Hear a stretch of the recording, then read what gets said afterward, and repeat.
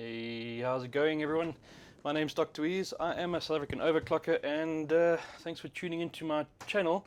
I am streaming on Facebook, YouTube, and Twitch.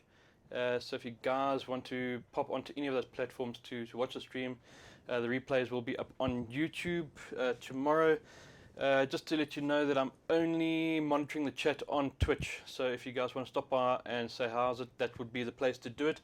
Alternatively, you can drop me a message on MSN or on Facebook Messenger. I do pick those up while I'm streaming, although not as frequently as the chat and Twitch. So I've been on a bit of a break. It's been about 2-3 months since my last stream, and while lots happened in my life since then, took a small holiday after the trip to China for the Galax OC World Cup, and then took a little bit of a holiday, and then I've just been building house, sorting out car, and my little baby has arrived. So yeah, that happened just over 10 days ago, so I'm quite happy about that. But enough rambling, let's get on to what's happening here in the lab tonight. It's my first time back overclocking since we have had the launch of the Z270 chipset and the Kaby Lake processors. The 7700K are the ones that us overclockers will be playing with the most. And I did a quick little video just to say, to introduce the Z270 XPOWER gaming from MSI, and I want to do a follow-up video on that, just on the 1-second overclocking functionality that MSI have enabled on this board. So it's basically like, if you remember the old Z77, Z97, I think it's like what OC Genie is what they used to call it in the old day. So that's now called Game Boost, and on Kaby Lake with decent cooling you should be able to do a few things. So I just want to go through that. I played with it a little bit earlier and I thought it worked quite nicely. Let's go ahead and show you what I've got going on the bench. So just bear with me, I might be a little bit rusty at this whole streaming thing. So if I transition across there. Alright, so this is just the retail box, and in my previous video we went through it and we had a look at the marketing material and the packaging and all that sort of stuff. So on the bench I do have the MSI Z270 XPOWER Gaming Titanium Edition. Plugged into that I've got the Z70, not Z77, I've got the R7700K processor from Intel.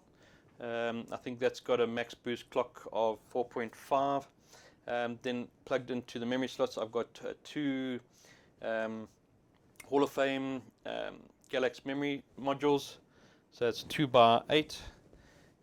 For the cooling I am using the Cooler Master Neptune 280L with 240 fans plugged onto the back of that. And then for video card I'm just using a Galax, I think these are 740 or 720 cards, NVIDIA based, so nothing fancy. For the power delivery today we are using the Cooler Master 1200 Platinum, and thermal paste I am using at the moment the Intel stock paste with Thermal Grizzly between the water and the chip. So what I plan to do is I want to just go through it quickly and show you how it works.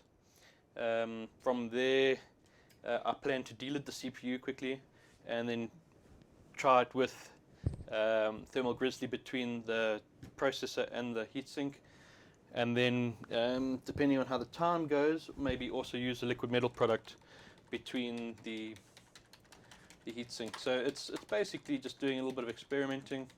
The main thing I want to look at now is, first of all, how far does Game Boost successfully overclock to what sort of voltages and what sort of temperatures. Is it within what I think is acceptable? And then by changing the thermal paste, do we actually have any sort of control over the temperatures? So one other thing, if you have been following me on my streams over the last couple of months, I have invested in a local stream server that is then now splitting the feed up to Facebook, to Twitch and to YouTube. So if you guys have had problems in the past with the stream, it would be interesting to see if you have a better experience. I'm just looking at the stats at the moment now. In the past I was streaming up to Taipei, and then from Taipei we were splitting it out. And the local internet, it's not the greatest, but I don't have a bad setup. But now I'm streaming to a local server in South Africa, and then from there I'm streaming out to the different services. And the server I'm streaming to in South Africa has a much greater backbone to the rest of the world compared to the server that I was uploading to in the first place.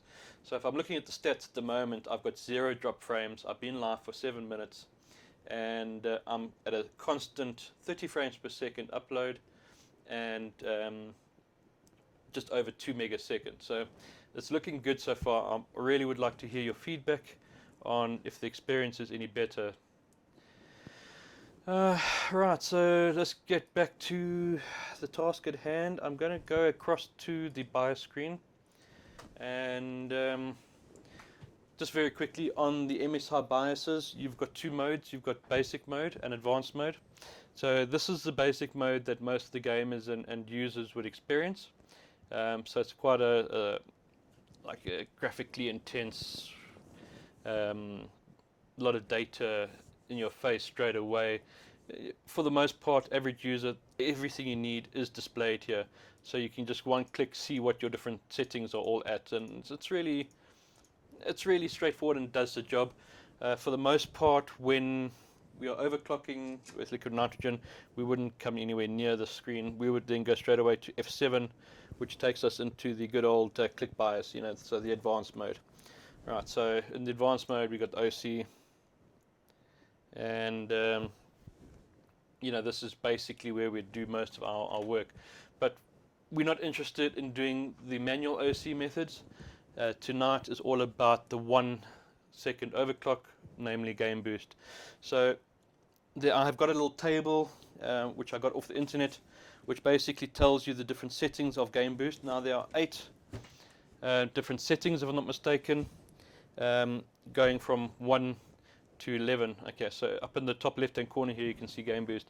Now on the motherboard, and if I just quickly go across to the board again, if you have a look on the motherboard, the bottom right hand corner, you'll see in this area here you've got this red button with like a little dial. Now that red button and dial translates directly to what is in the top left hand corner of the screen. So you can do it manually when the system's off. You can turn the dial and push the button or whatever the case might be, or you can do it via the BIOS. Now I was playing with it earlier via the BIOS, and basically 0 and 1 I think gives you a 4.5, 4.6 overclock. And if we just turn that dial there, alright, first thing you can notice is that it automatically increases the fan speed, and then it will go through and it'll actually set up some of the overclock parameters. So if we go through it and have a look, you'll see that it's set a 46 ratio, and it's set the AVX offset down by 4. So in theory that would then be running at a 42 AVX still, which is not too bad, but the overclock is at 4.6, and we can go ahead and reboot and go through it. But I mean, I know that it works, so I'm going to go ahead and just quickly set 6 and go back in there and show you that it's set 4.9. And what I'm going to do is I'm going to start off at an 8. That should give us a 5G overclock, and we'll go ahead and just reboot into Windows. So when you F10, you exit there, it does give you the list of everything it changes, so you can go and make notes and do things manually. The important thing to always remember when using any manufacturer's auto overclock functionality is monitor the temperatures, monitor the voltages, monitor the temperatures. The reason for that is because they use a pretty generic sort of broad-based setting. They can go up and use something silly like 1.45 volts on the V-core to get up to a 4.5 overclock or something silly like that. Yes, it'll work, and it'll work on a broad spectrum of CPUs. The risk is there that your temperatures ramp up, or maybe even your your cooling can't cope with it. So you really just got to make sure you keep an eye on it. With any overclocking, that's always what you're checking, is what are your temperatures in relation to your voltages, and you've got to try and keep it within safe margins.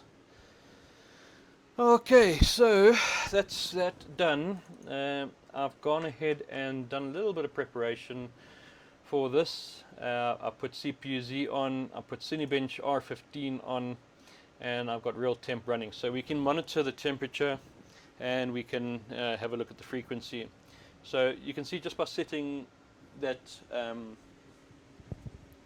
game boost setting to 8, it's automatically put my core speed up to 5G, and if you have a look at the core voltage here, it's put it up to 1.38 volts. So yeah, not too bad. From what I've heard, I haven't had much experience myself yet with KB Lake, but from what I hear is that a good chip will be able to run 5G at like 1.28, so that could be overvolting by 0.1. And what you can do is you can test for stability, and once you finish testing for stability, you can go back and lower the voltages and see where you end up with. So just to prove that we are stable, we watch the temperatures and we just run a Cinebench. Alright, so you can see my Neptune 280L with the two 140 fans. It's already peaking at like 80 degrees. Not too shabby. I would say anything below 100 degrees is fairly safe. But you always just want to keep an eye on that.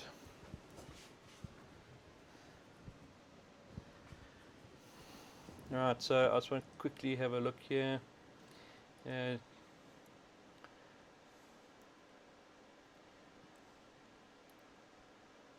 Okay, and for the first time, I have got no warnings on my Facebook stream as far as frame rate is concerned. So that's really happy. I'm quite happy that the new server seems to be doing its job. Right, so that's now completed. Our maximum temperature 84 degrees on core 4, and you can see we're 100% stable there, and we're able to complete the benchmark. So let's go ahead and we won't save that. Let's reboot again back into the BIOS.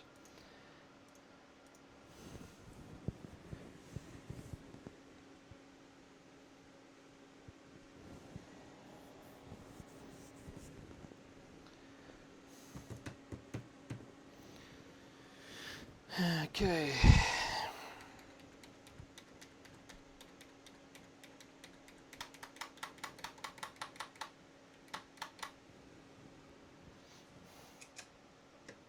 Alright, so let's go crazy. Hit game boost 11. If we go into OC, we'll see that it sets a 52 multiplier, and it sets voltages at 1.5. Right. I can't go in and change these voltages. When using game boost, it actually locks all of that in place.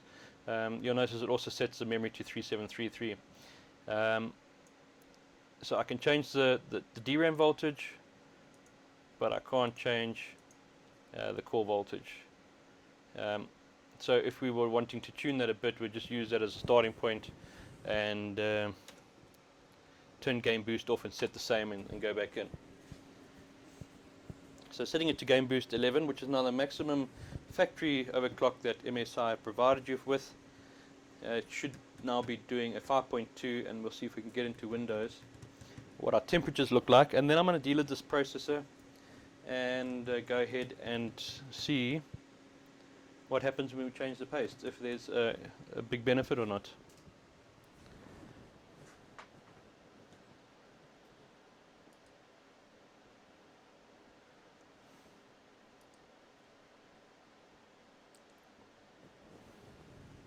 Alright, so we're booted into Windows, that's great.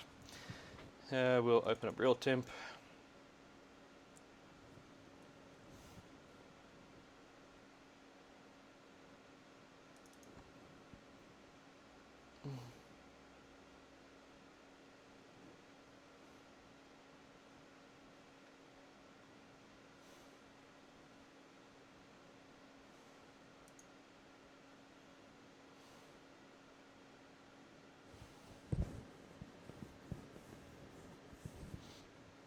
Alright, so there we go. 5.2.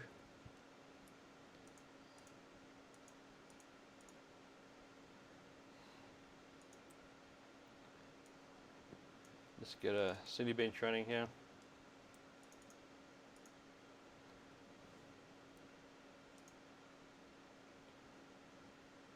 Yeah, so you have a look at those temps there. I'm peaking around 97, 96 degrees.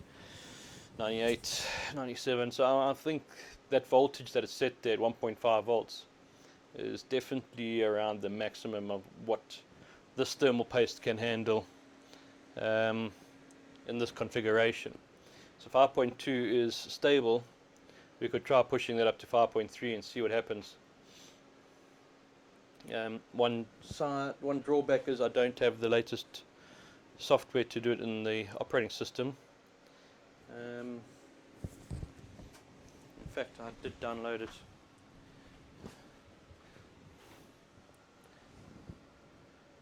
Okay.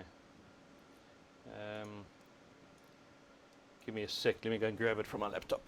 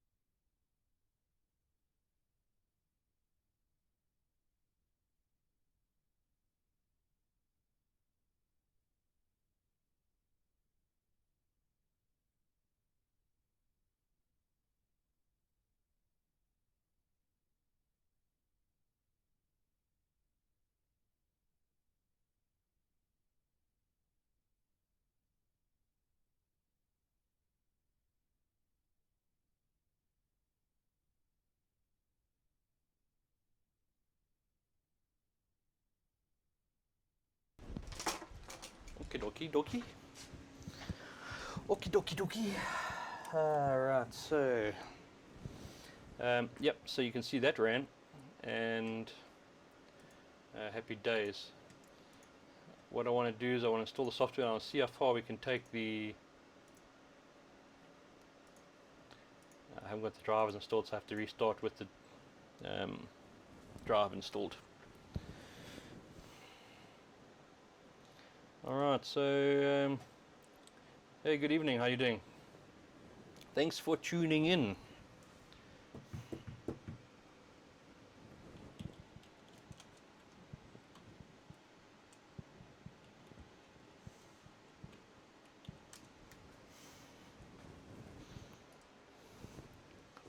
Okay, and let's just hit the reset button. So I still haven't got around to doing a clean installation of Windows yet on the Z270. So my operating system doesn't shut down nicely, and there might be a few other hiccups, but I don't see it being a major problem tonight.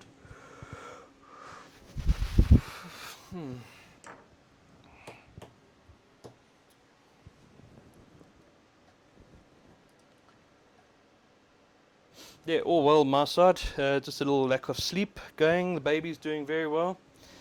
She is, what, 10 days old now? 11 days old now? So, yeah, doing well.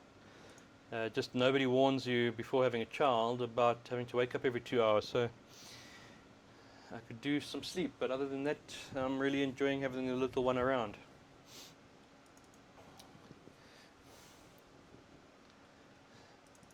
Alright, so let's have a look.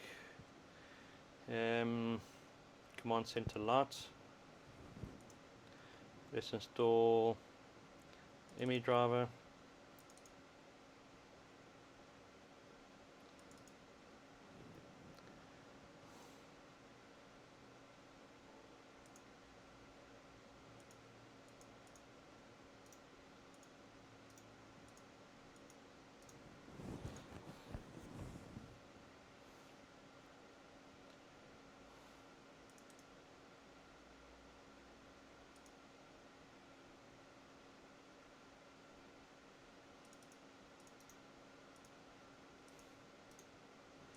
I can feel the heat radiating off the system. It's quite intense.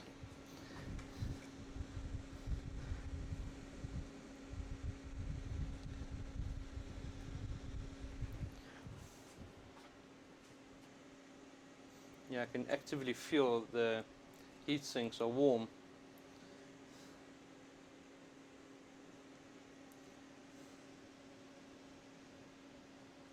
Nothing alarming, but colder than baby's bath, if they can put it into perspective.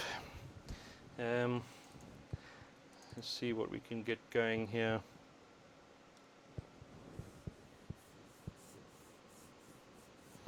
Yeah, cheers, man. Well, thanks for tuning in. Catch up. I'll be streaming quite a bit this week. I got nitrogen delivered today, and I plan to be bringing some other exciting products to the stream tomorrow or the next day, along with some other reviews that I've got. I got some really cool kit coming while I've been doing baby stuff. So there's a lot of streams to come through in the next couple of weeks, next couple of days. But yeah, thanks for tuning in. And let us know if there's anything you want to see in particular. Troutman, thanks for tuning in. How are you doing, bud? So Troutman has been helping me with the new streaming server. And Trout, if I can just give you some feedback. We've been streaming now for 23 minutes. I've got a solid constant 30 frames per second upload, 2.1 megasecond, not a single drop frame. So looking good.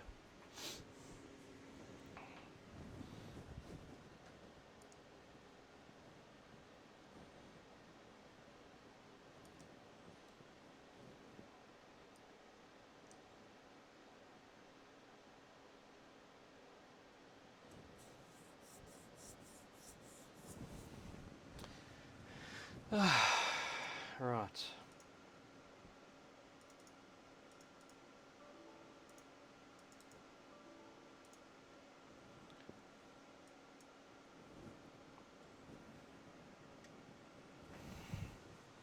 Okay, well, this seems to be taking an unusually long amount of time. So let's talk about what we're going to do next. So I've got Thermal Grizzly Cryonaut along with Thermal Grizzly Conductonaut.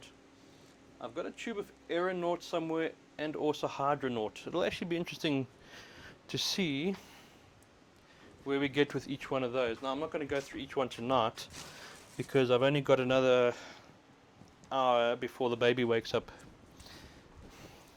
for her next feeding time. So I'm going to try and wrap up before then. So from here we're going to leave it at 5.2, right?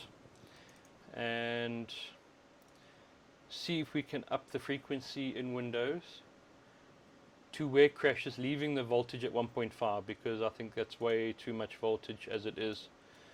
And just see where we can up it to. Once we've discovered where that maximum is, take the CPU out, deload the CPU, put our first new thermal paste in, monitor the temperatures and see where we go. So we hit at 5.2, and let me make notes of this so I can refer back to it later. So my overclocking book is getting a little chunky. I suppose 2017 we should start off with a new book. Alright, so let's have a look at 7700K with MSI one-click OC. They gave us a 52 multiplier at 1.5 volts, and we topped out maximum there was at 90, let's call it 99 degrees, right? And that's with stock, not deloaded.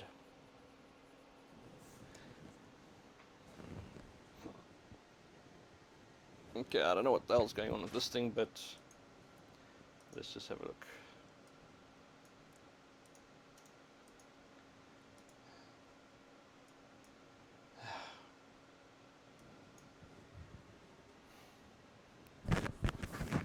Okay, audio's only on the right ear on my PC. Yeah, I'm not too sure why that is happening. Is there anything I can check?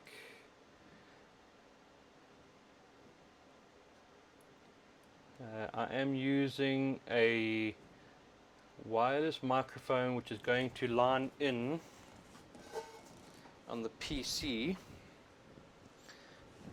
Let's have a look at the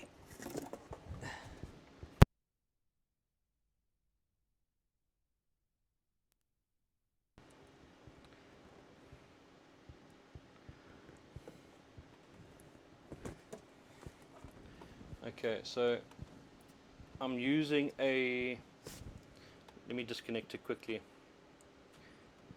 I'm using a converter. I won't disconnect it while we're streaming. I'm using a converter from the big jack to the small jack to RCA. That could be the reason why you're only getting a single channel. Maybe there's a setting somewhere where I can just duplicate the channels in the stream. We'll have to check that out sometime.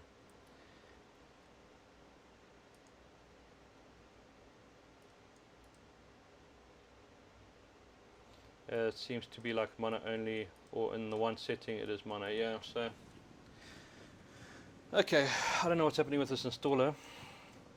Looks like it's jammed up.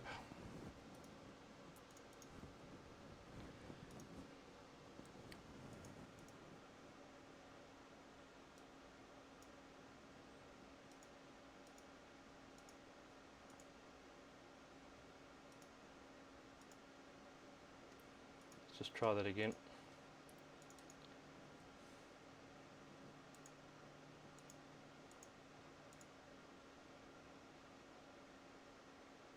Alright, so we might have just corrupted this Windows installation, but if this runs, who cares, right?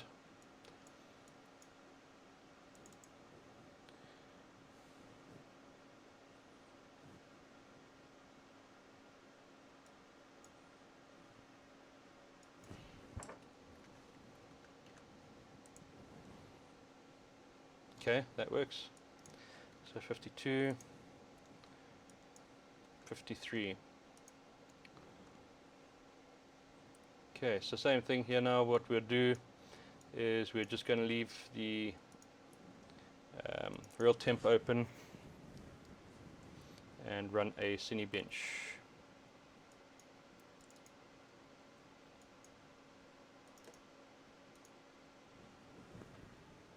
Okay, and straight away we crashed.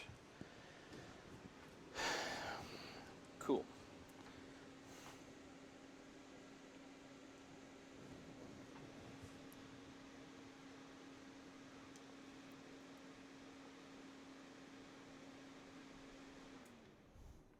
Right, so what we're going to do now is go ahead and delete the CPU.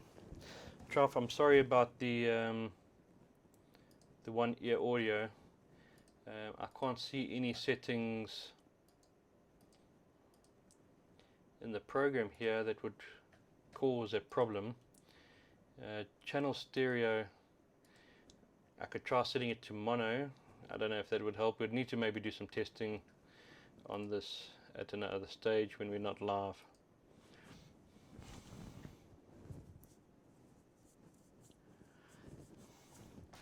I wonder if it wouldn't be beneficial to maybe spend some money on getting a better quality converter. Anyway, I've lost my screwdriver. We can't use that. Sure, it's very warm in here. The ambient temperature in the OC lab is quite high, I think. So having a quick look. Yeah, 28.3 degrees.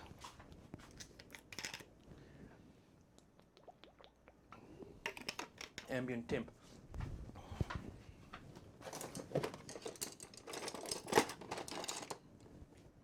Nasty.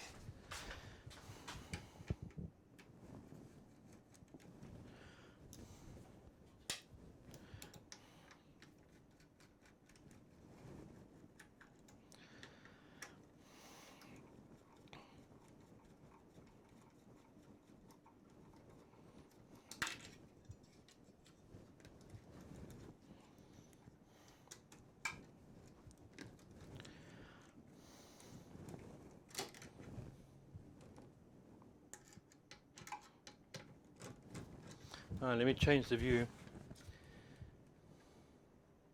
Yeah, sorry, just thinking about that, let me change the view. So I'm a bit rusty on the streaming.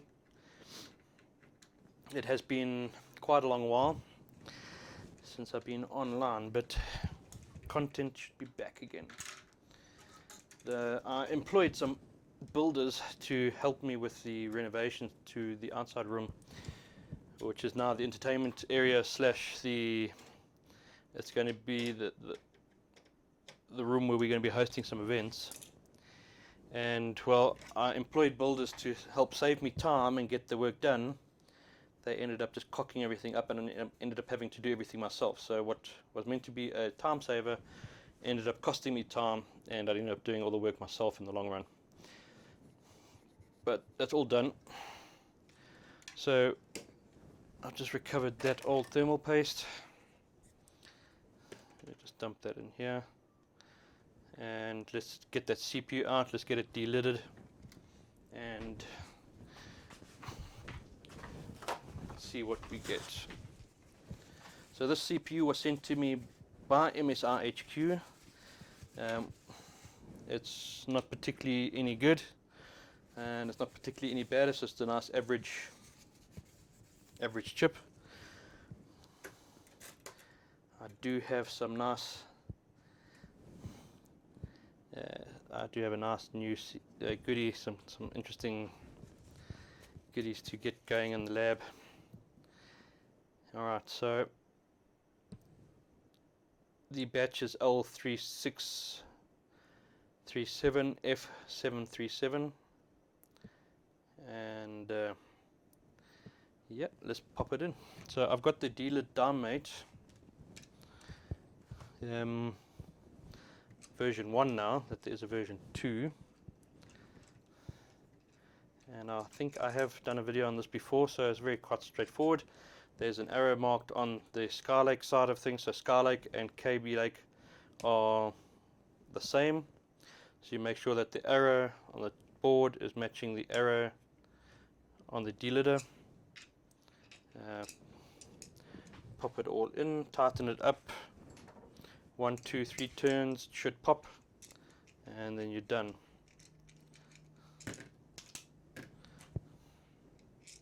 Oh, I really just did that. Okay. Right.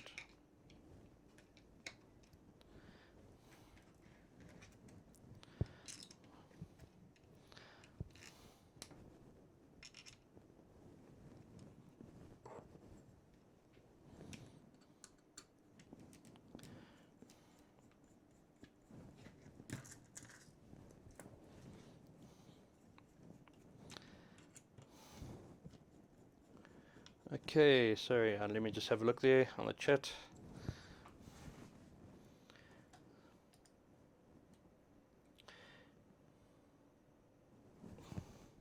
Hey, how's it going, man? Yeah, thanks for tuning in.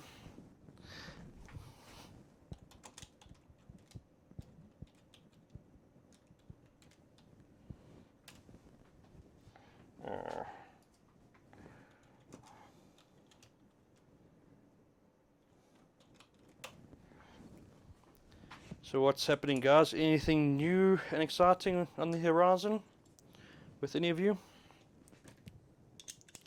While I'm busy with this process, you let us know what's going on.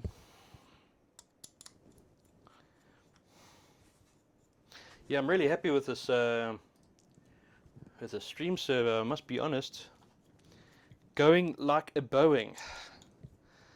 Even my Twitch dashboard is giving me positive feedbacks. And let me just check Facebook. I haven't even looked at the Facebook stuff yet. Yep, so that's also looking good. Alright, so I really hope I put this in the right way around. Sorry, I'm going to just check it quickly. I'm sure I did. The screws just seem to be going in a little bit tighter than I expect them to, and when you're in doubt, always just double check, you know. No point in blowing 7 grand's worth of bloody equipment just because you were live streaming and not concentrating.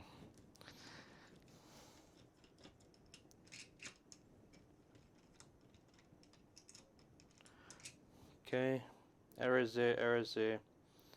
Okay, and we're going to be pushing it that way.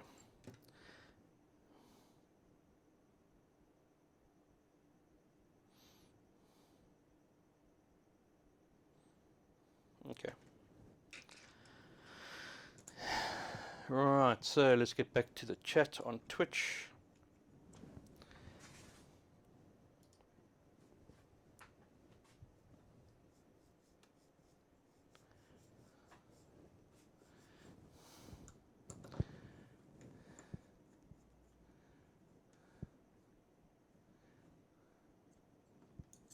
Well, to answer your question, what I'm trying to accomplish with this contraption is I'm going to remove the stock heatsink from the PCB without damaging anything.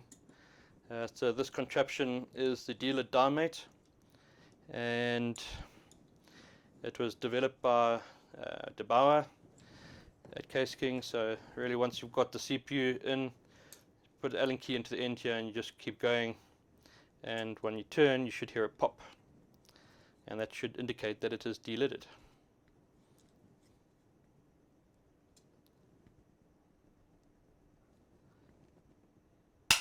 There we go.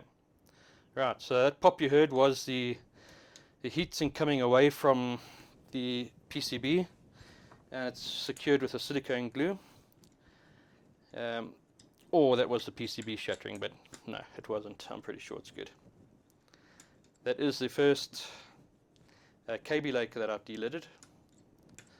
I've got 3 more here in the OC lab that I'm quite excited to test.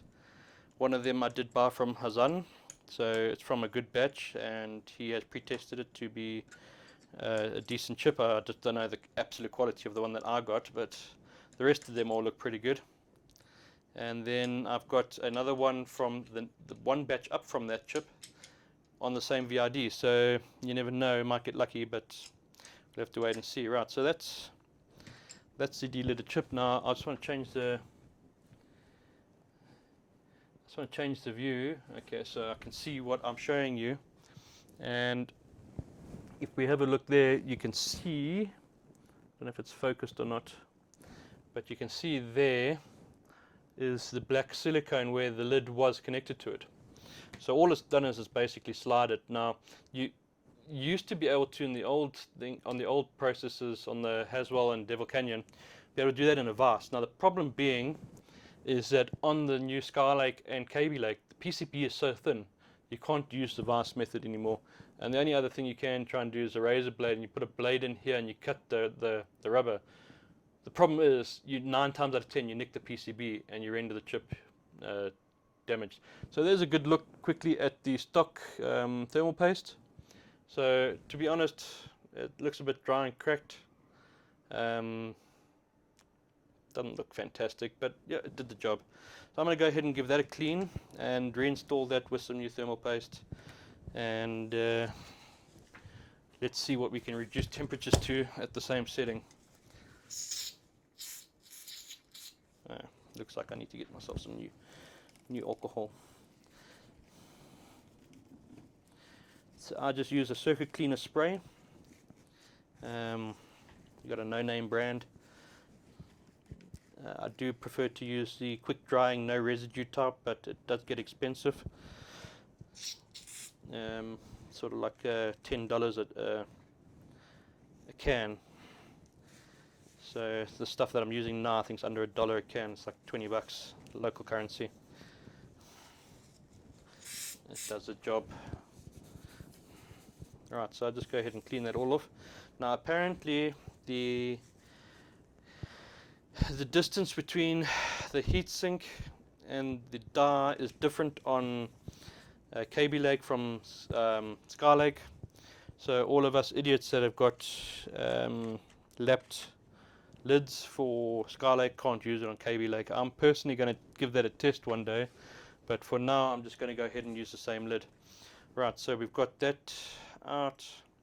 Let's go ahead and reinstall the processor. the next step is I'm going to use my Thermal Grizzly Cryonaut, and I'm just going to put a line on the center of that die. Now the important thing to remember is when you're doing this, if you put the thermal paste down and lift it, you're going to move that chip out at the same time because it's exceptionally light. So just get in there with 2 fingers, hold the board down while you're applying your thermal grease to the lid, and then just tap it off right. So I got my sausage down the middle. Hope you guys can all sort of see that. And then from there we're just going to put the lid back on. Now the orientation of the lid, yeah, it's important. The reason being is consistency. So it's not really important, but when overclocking or doing anything, you always want to try and keep things consistent. So you always try and get the lid in the same way as you did the first time. Now when you're closing the gate, you just hold that lid in place so that it doesn't move, and Bob's your uncle, and that's done. Okay, what I want to do is just clean my workbench quickly. So let's get the dealer tool back together and out of the road. Okay, so let's just, while I'm busy with that, let's just check the chat. Right, so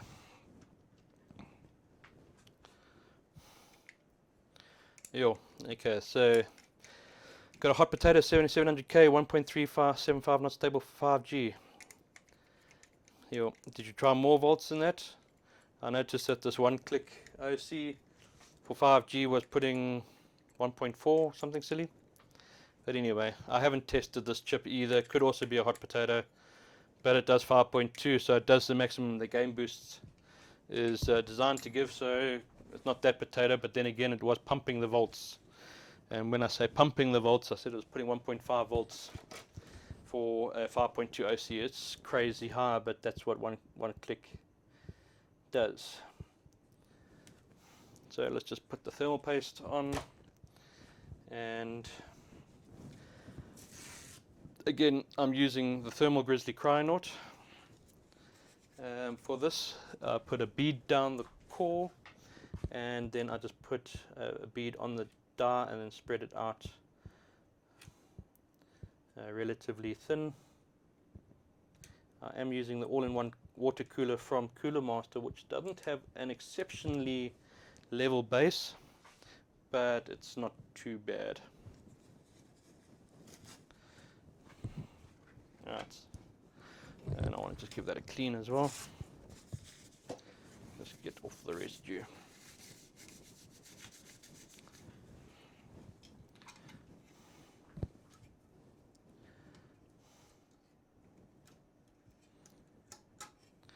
Right, so one thing I didn't mention at the beginning of the stream is I've got this whole setup mounted on the Open Bench Table 2.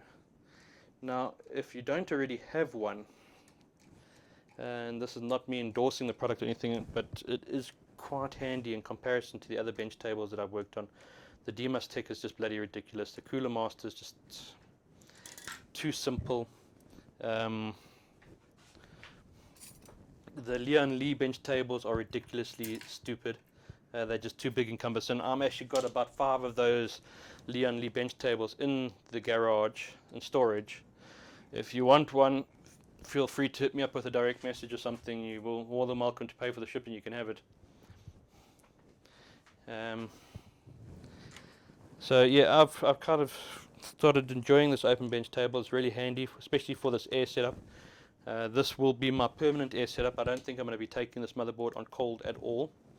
I do have a different board for that task, and I'm really excited to play with that board.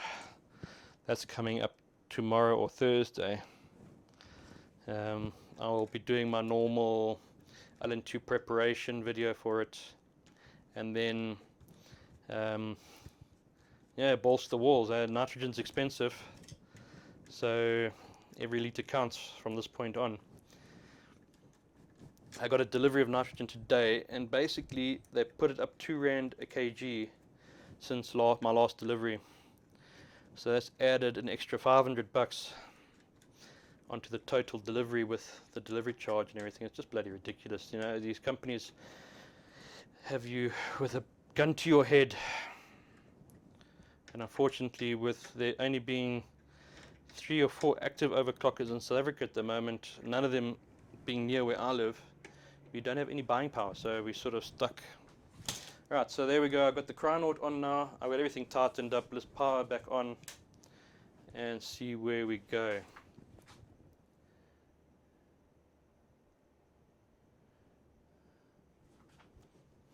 Okay. So let's just have a look here. Right, so we don't have any power to the pump, so that could have been dangerous.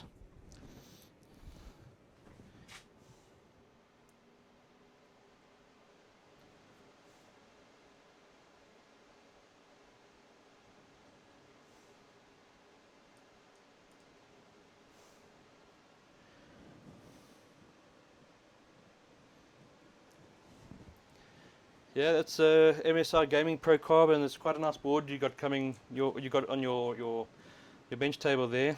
Which CPU are you waiting for there, Mr. Tech QC Live? Is that a 7700K?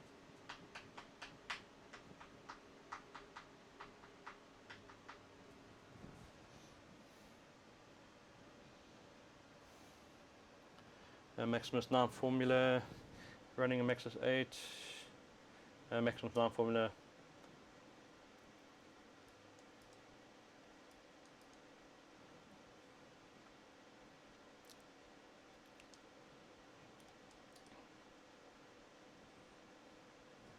Yeah, you guys going into spring, we're going into autumn at the moment. Not looking forward to getting winter coming back again. Alright, so let's just have a look quickly at the camera setup. There we go, maybe that's a bit better. Alright, but anyway, we're back into Windows. I'm going to transition that across and have a look at our base temperature. So looking at the stock temperatures, nothing really seems to be much different there. 35 degrees, 37 degrees. Remember, we're running with an ambient temperature in the OC lab tonight of 28 degrees, so 10 degrees above ambient at 5.2 idle. I guess that's not too shabby.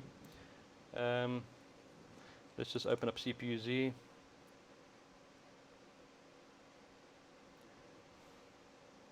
Alright, that all looks above board. Let's go ahead and run a Cinebench and see if delidding managed to reduce those maximum temperatures at all.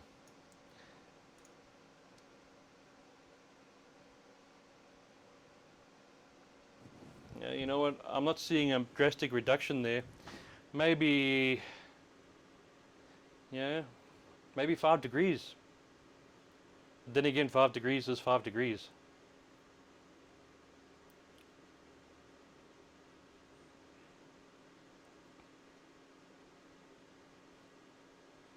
But that core voltage is very high. 1.5 volts. Let's go ahead and play with some things now. Right, I need to get the chat open. Okay, so interesting question here. Does the Z270 XPOWER have XP ACPR support? Well, here's the funny thing. The Z170 XPOWER Titanium Gaming Edition never had any real XP support at all. It was really just a bit of a dog show. You could get XP to work with by disabling ACPR, but you know, I'm going to go ahead and say I don't think so. I haven't read the full overclocking thread yet on the XPOWER Gaming Titanium Edition, but based on the BIOS support from the previous generation, I'm going to go ahead and say no, it does not have XP support. And that's a pure hearsay. I could be proven wrong, and I'd be happy to be proven wrong, but I don't think I'm proven wrong, to be perfectly honest. Alright, so maximum temperature was 96 degrees. Now I'm pretty sure if we go back in the video, we did hit higher than that. It's not a drastic reduction like people have been reporting. Maybe my voltages are too high, but I'm not seeing what other people have reported, 30 degrees difference, unless the voltage is too high. So it could be that my cooling solution is unable to keep up with 1.5 volts. So let's just go ahead and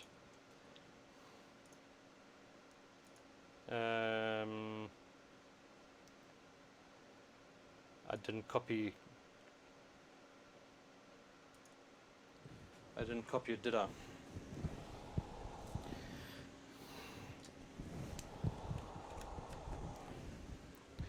Command center.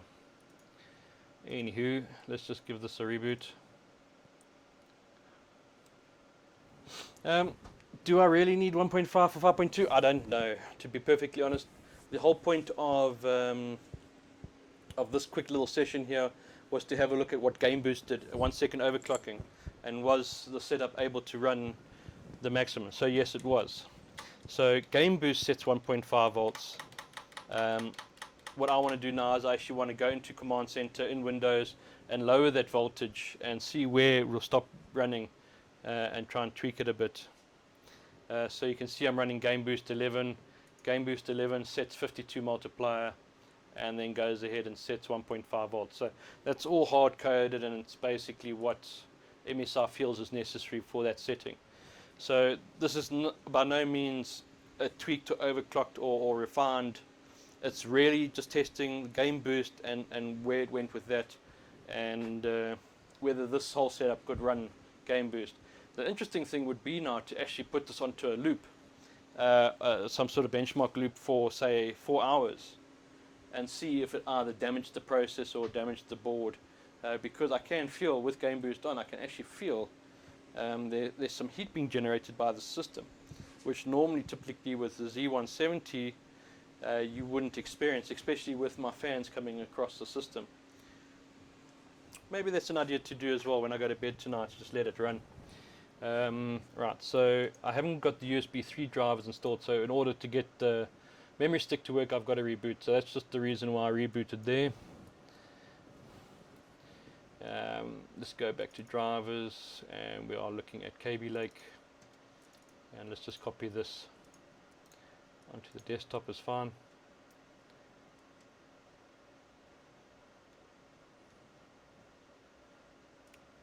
And I also don't think I've got the latest BIOS on here, so there could also be some refinements in the newer BIOS.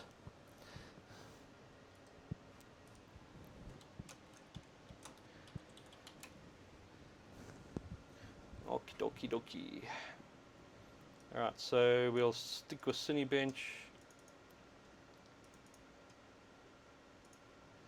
And let's go to 1.45.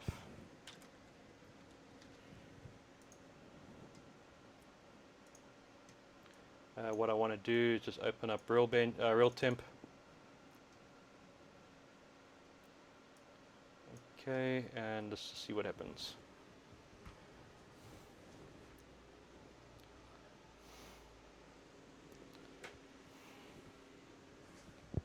Okay, so just by dropping to 1.45, I haven't cracked 90 here.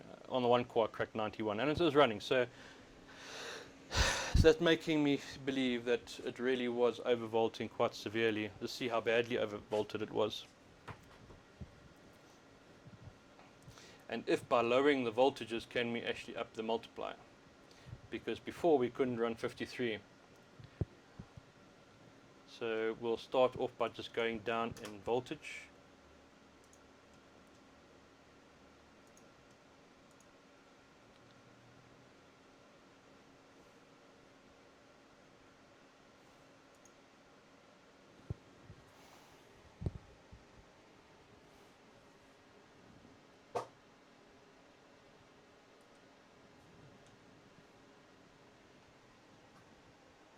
Okay, so 1.4 gave us a blue screen.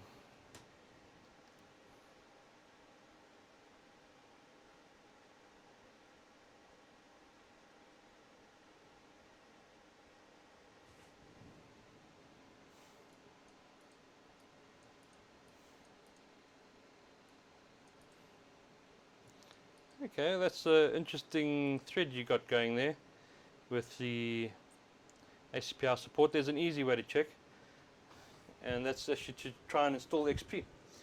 I'll do that for you if you're wanting to test that claim.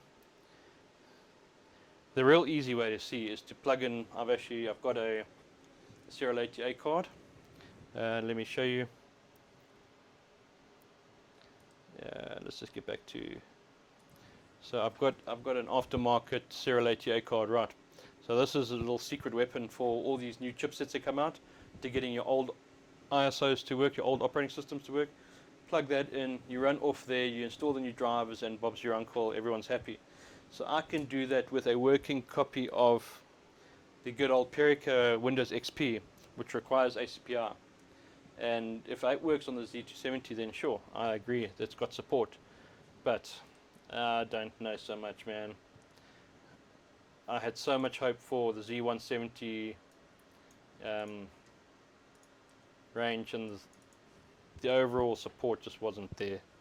Right, so we crashed out at 1.45, 1.4, so let's go for 1.425 and see if that runs.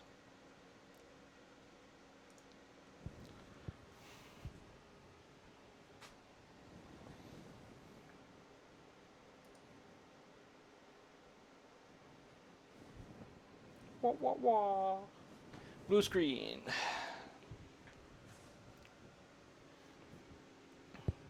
Right, so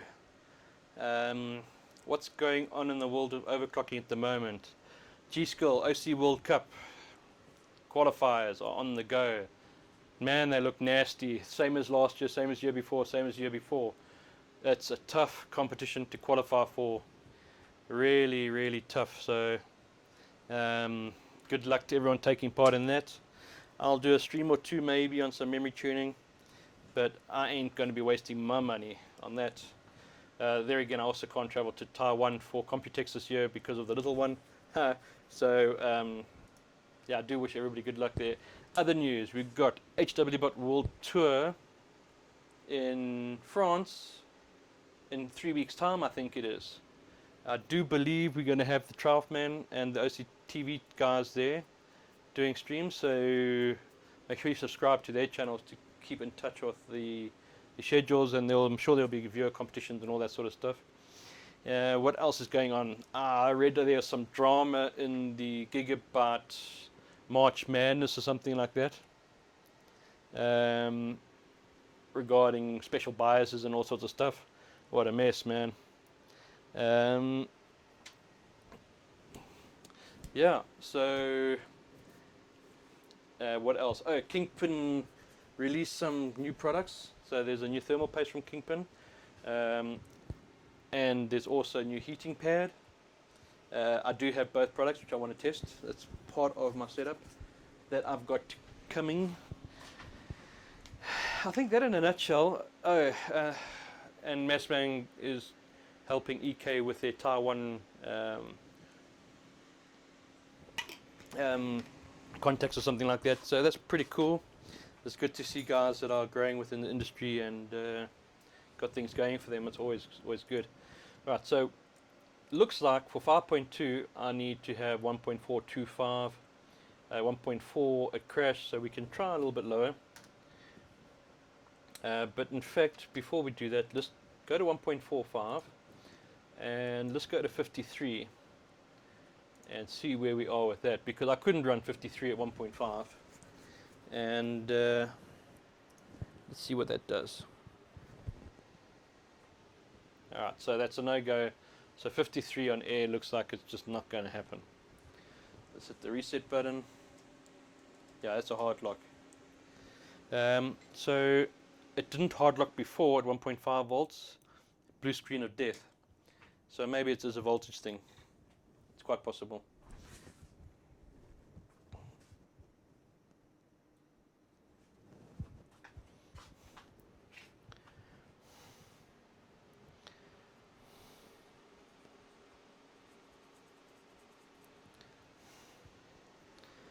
Okay.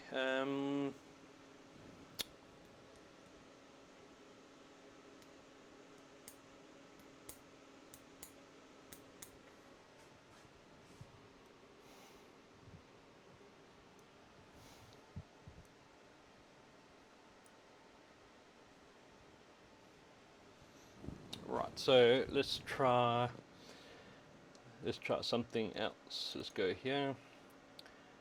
And I'm actually not too sure if base clock is working on this platform.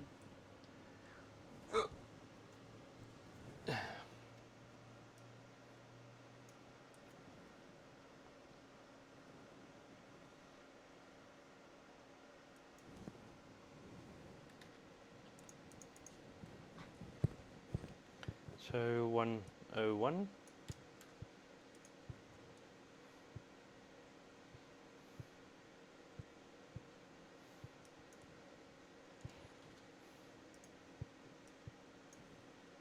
I don't even know what a good 7700K will do on air cooling, to be honest. What sort of, I think, I've seen some of the threads where guys are running 5G at 1.28 and stuff like that. But I mean, what is the expected limit? 5.2, 5.3, 5.4. I guess you'll always get those extreme CPUs that will be doing some crazy speeds, but what is the sort of, what are we looking for really? I don't know. This one seems to be doing alright to 1.475, and that's 5.25. Well, I don't know if this is like 24/7 operation. The temperatures are all in the 90s, so it is running though. Right, what's the time now? 9 o'clock. Okay. Okay, so things are looking good on the stream again. We've had streaming for 1 hour and 3 minutes, and I have had 130 drop frames, which is 0.1%. Compared to what I used to have at 30-40%, it's quite something that I'm quite happy.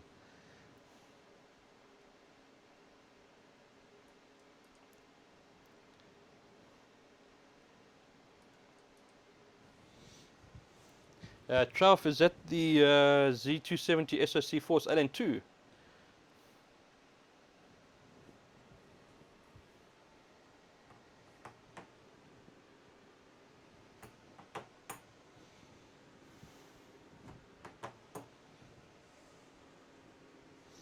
Okay, so the silicon lottery cells bin 7700K is 5.2, 1.44.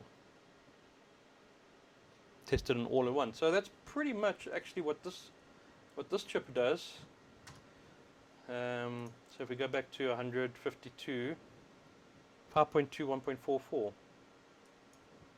So I did 1.425, 1.42, and I was able to pass. So this is basically a bin silicon lottery chip.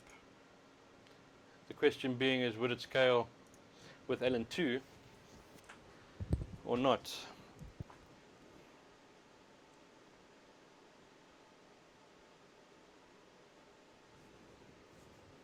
So the 7700K that I bought from Hazan is L39, yeah, L639 as well. Okay.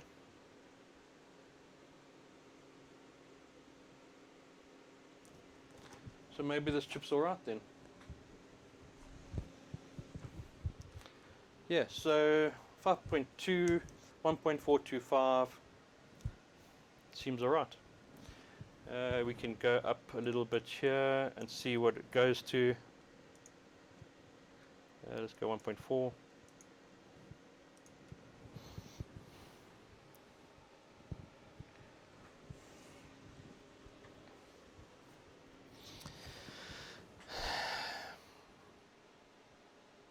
Yeah, bias needs a lot of work with the gigabyte. That's just been gigabyte for the last, what, 3 generations, unfortunately.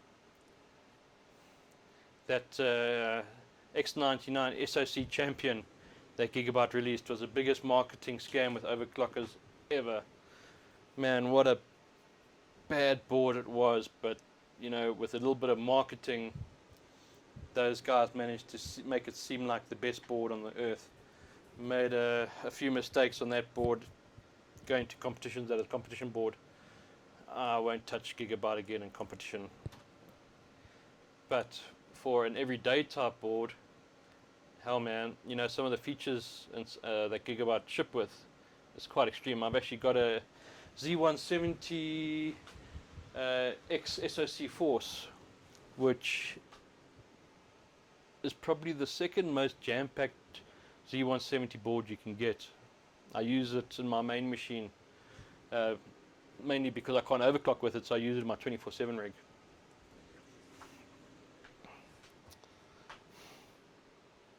Right, so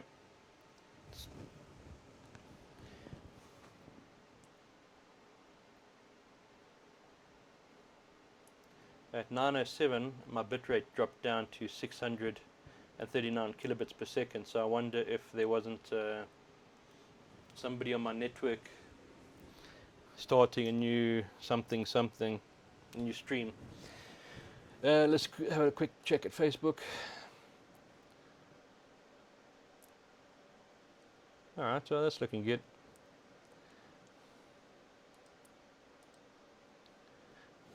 Hey guys, okay, so that's pretty cool. 5.25 looks like it should be 1.45. Let's try 8.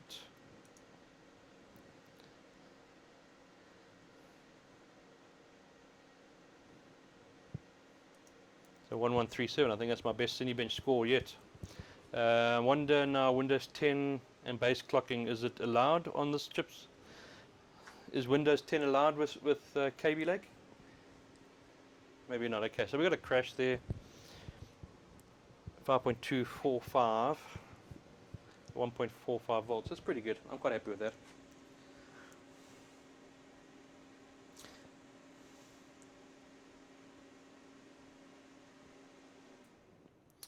Okay, so let's go and turn Game Boost off.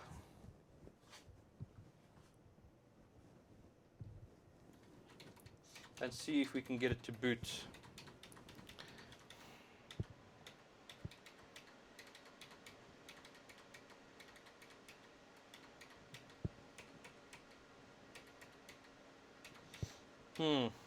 Is Roman bidding chips for KB Lake? I haven't seen any posts.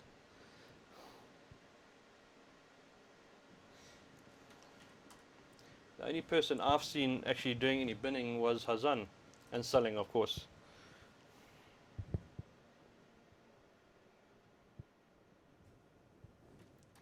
Alright, so if I turn off Game Boost, immediately, first thing I notice is my fans don't go onto full throttle anymore. So to get that right, we have to go to, if we go to F7, and we go to hardware monitor, and what we need to do is set everything to full. There's a easy way to do that. I think it's F5. There we go. All full speed. Okay, so that's the first thing we do. The next thing we do is go back into OC, and let's try 52.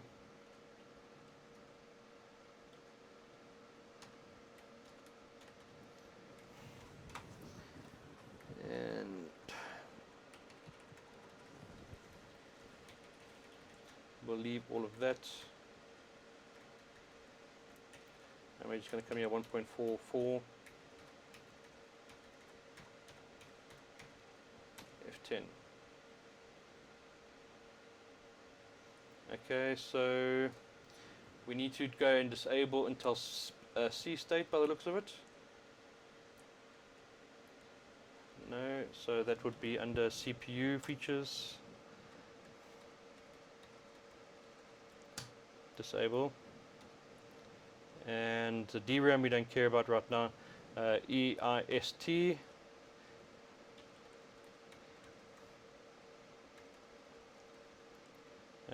Demalink.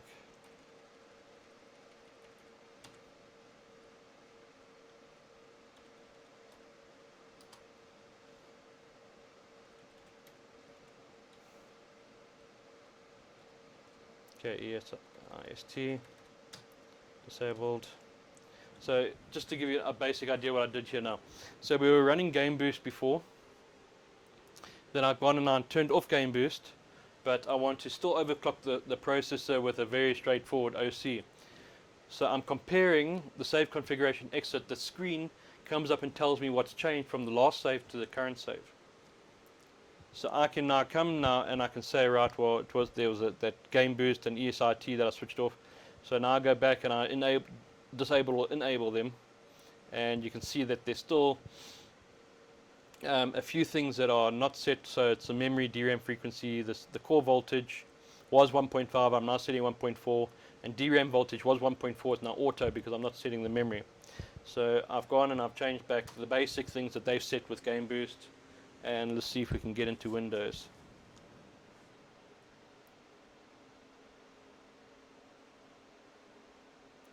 Yeah.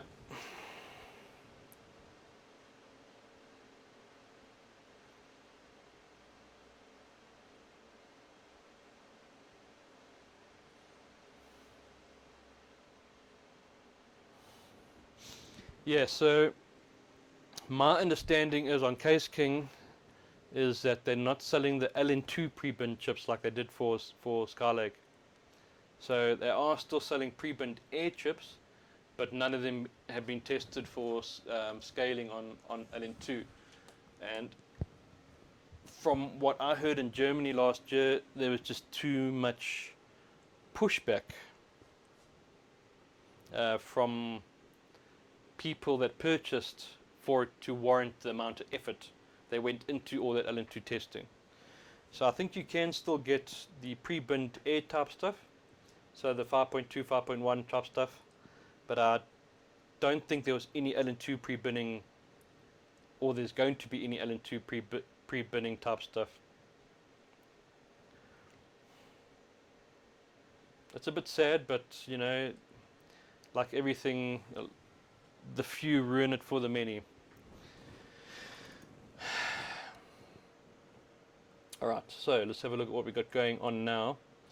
What I've done is in the BIOS I haven't set Game Boost, I've just set the processor to 5.2. I left AVX instructions there, it shouldn't really matter for what we're running. And it hasn't set. Okay, so never mind, we'll have to go back and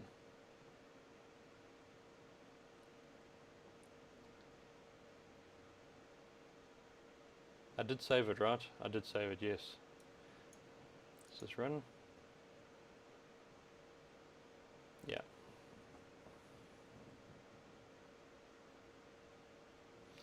So by disabling what Game Boost had disabled, it looks like it's disabled overclocking. Yeah, let's just restart and have another look.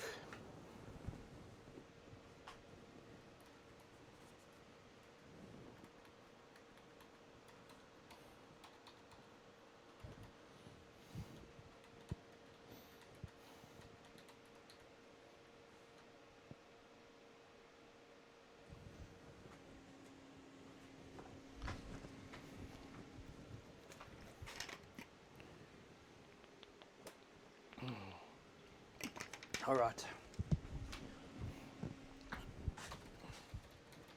So this will be the last test that we do tonight.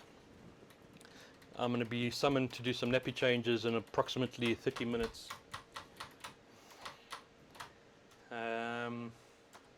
So right, we've got, that was set, wasn't it, 52.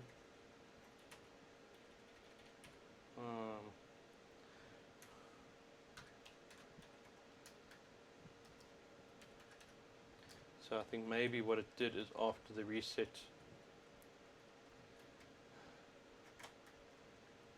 yeah, disabled.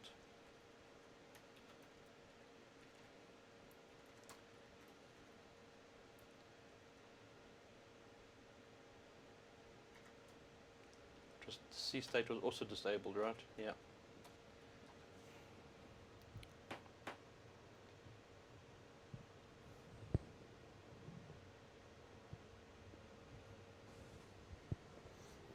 We can plug XP in quickly, it won't hurt. I do have a drive here.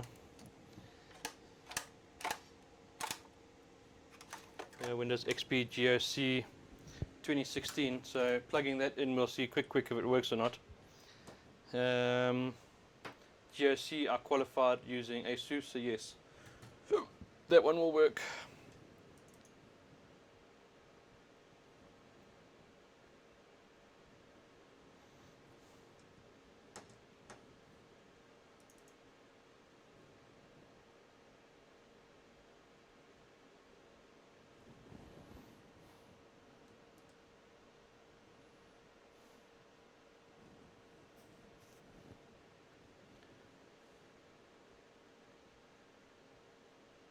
Okay, here we go, 5.2.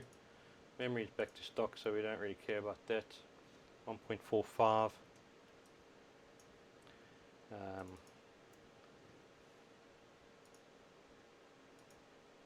Watching those thermal temperatures. And that crashed straight away.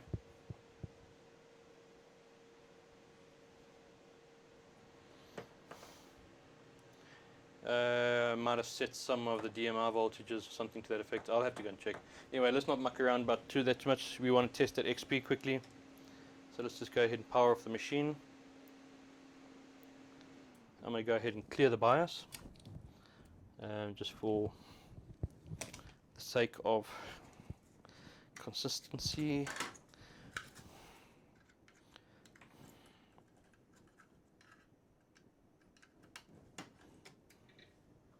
Alright, so what we might need to go and do on the old Z170,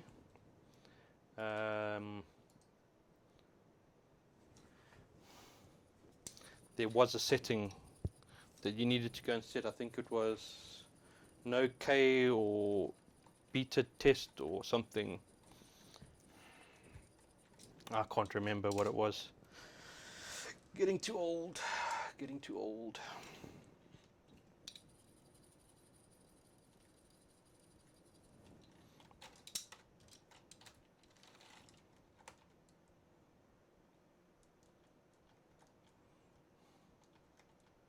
Beta runner, real thread. I think you had to enable real thread in order to get XP to work. Okay, but we're not going to set that. What we're going to do is we will restore defaults, and we're going to save and reboot. We're going to see if XP loads. If it doesn't, then we'll go and we'll load defaults again. We'll then set that real thread and then see if XP boots. If XP does work, I'm actually going to say it. I'll be really surprised.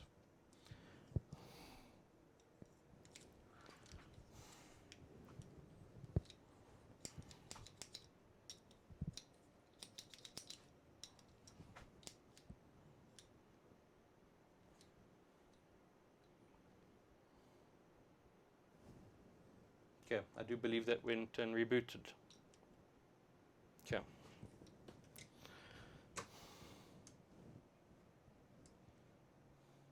Ah, but he did also say from a particular BIOS version on, right? From BIOS 1080. What BIOS am I running?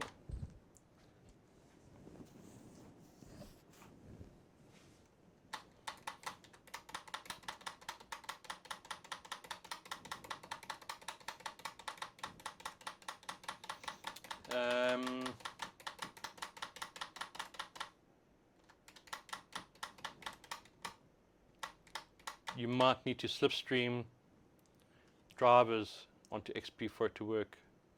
I've got the Z170 drivers slipstreamed into this OS. My BIOS version 10H. Okay, so I could also have a BIOS issue. I'm going to go ahead and call this inconclusive. I need to get the BIOS version that he's reporting on there. Then I might also have to just check the slipstreaming of the drivers into that operating system.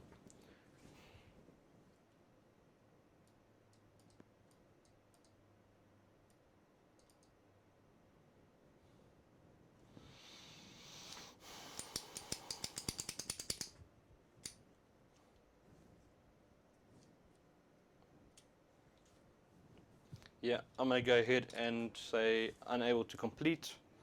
testing inconclusive. Sorry dude, we'll have to continue that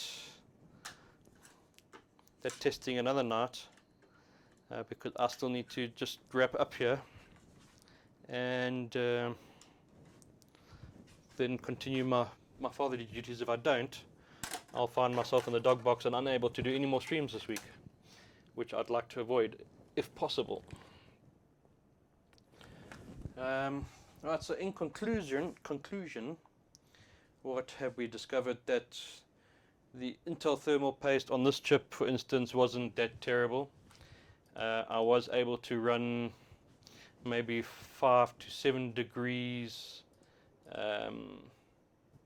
cooler using the Thermal Grizzly Cryonaut. I still want to try with liquid metal. Time just did run away from me a little bit this evening. Hi Orion, thanks for tuning in. Unfortunately, you're tuning in right at the end of the stream, man. The replay will be up on YouTube probably tomorrow sometime, if not then the next day. I will be streaming again later this week, bringing to you another product, something new in the OC lab. I'm quite excited about it. I do have this processor over here, which I haven't tested yet, to test. So that's a 6700K. No, not that one. I have this processor here to test on liquid nitrogen, which is an L639 batch. Should be pretty good. Some guys on the same batch from the same supplier have done very well. Maybe you can see something over here, which is a sort of little tease about what hardware we'll be using in the next stream. I'll be doing LN2 prep guide for it, and then LN2 straight away, because I really want to get going. Bought the LN2 today. It's here. It's ready to rock and roll.